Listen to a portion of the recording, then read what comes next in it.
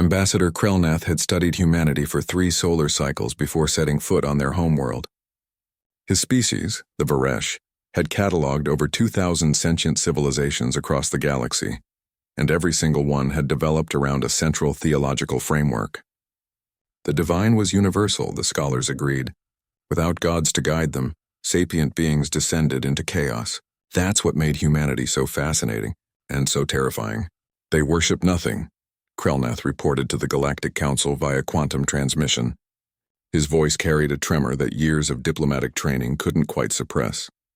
No pantheon, no cosmic creators. They abandoned their god centuries ago during what they call the Age of Reason. By all models, they should have collapsed into barbarism. Instead, they had built wonders. The human liaison officer, Dr. Sarah Chen, guided Krelnath through the sprawling campus of the European Organization for Nuclear Research. His translator implant struggled with the acronym CERN, a name that seemed almost deliberately modest for what it contained. This is the Large Hadron Collider, Chen explained, gesturing toward the observation window. Below them, technicians moved like disciplined priests around machinery that stretched 17 miles in a perfect circle beneath the Earth. We smash particles together at near light speed to understand the fundamental nature of reality. Krelnath's 3-chambered heart pounded. You're describing creation mythology. No, Chen corrected gently. We're describing physics. The difference is we can test it, measure it, prove it wrong if necessary. We built this temple to questions, not answers.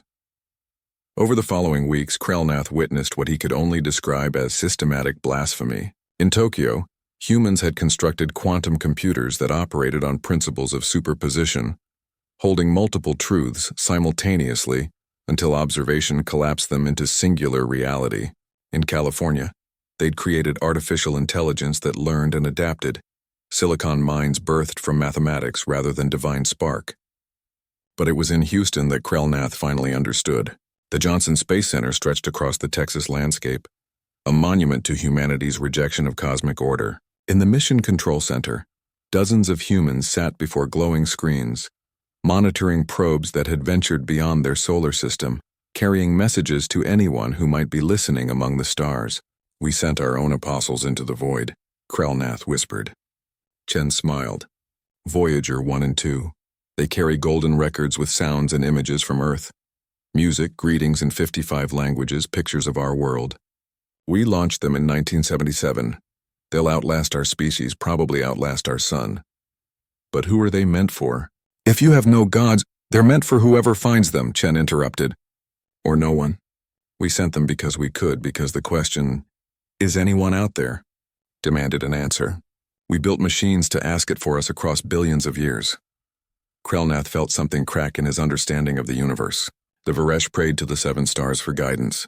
They offered sacrifices to ensure cosmic favor.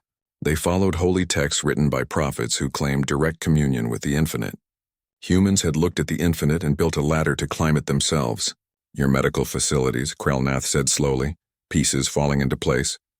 You don't pray for the sick. You sequence their DNA, manipulate it, cure diseases at the molecular level. Gene therapy, Chen confirmed. Your food production. You don't offer harvest prayers. You've engineered crops that feed billions. Agricultural science. Your space stations, your underwater cities, your fusion reactors, you've turned yourselves into the gods you claim not to worship. Chen stopped walking. Around them, engineers hurried past carrying tablets and tools, each one a disciple to human ingenuity.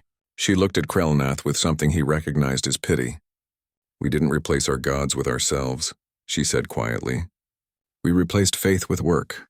We replaced prayer with experimentation. We replaced divine revelation with peer review. Every telescope we build, every equation we solve, every mystery we unravel, it's all worship of a different kind.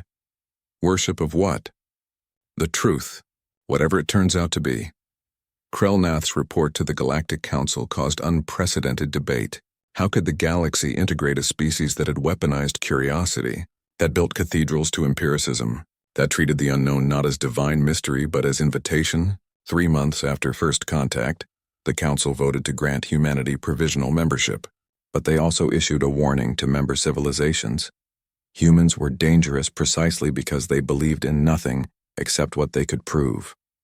They had murdered their gods and danced on the graves. What Krelnath never included in his official reports was what Chen had shown him on his final day on Earth. She'd taken him to a kindergarten classroom where human children, barely old enough to read, were learning the scientific method: hypothesis, experiment, observation, conclusion. "This is our scripture," Chen had said, watching the children test whether plants would grow without sunlight. "This is what we pass down. Not commandments, but questions. Not faith, but the tools to seek answers." One small human, no more than 6 Earth years old, had looked up at Krelnath with eyes full of wonder. "Are you really an alien?" the child asked. "Yes," Krelnath replied. "That's so cool. Does your planet have different physics than ours? Can you teach me about your gravity? Do you have moons? How far away is your star?" The child's questions cascaded like prayers to a universe that would answer, if only the right experiments were conducted. And in that moment, Krelnath understood the terrifying truth. Humanity hadn't abandoned the divine. They'd made the entire universe their god, vast, mysterious, and ultimately knowable through effort and time. They'd replaced worship with understanding and built their civilization on a foundation of sacred doubt. The Varesh prayed to the 7 stars for protection. Humans built starships and went to visit them instead. Perhaps, Krelnath thought, that was the most human form of prayer there ever was.